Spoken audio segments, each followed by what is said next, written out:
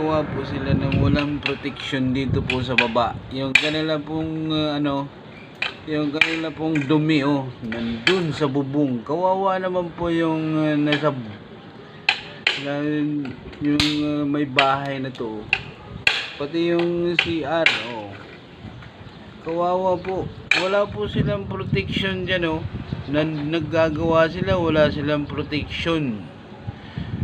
Kaya po kung sino man po makapanood nitong video na to, pagsabihan po sila na yung kanilang yung kanilang dumi na patakpo dyan. Kaya po kung sino po makaka-relate sa video na to,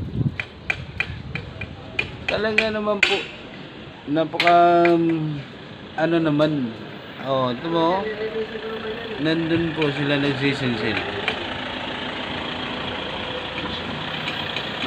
Kawawa naman po yung may bahay dito.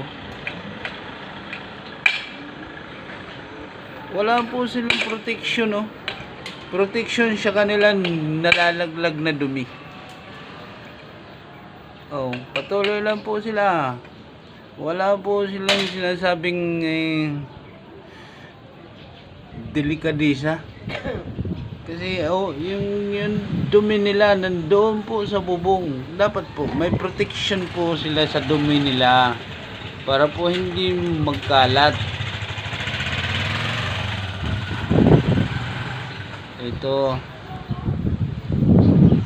nandun po yung gumagawa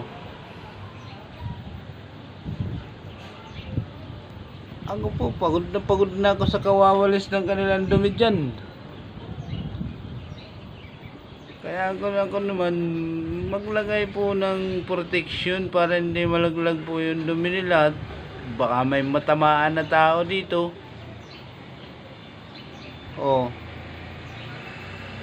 Wala po talaga silang protection sa kanilang ginagawa.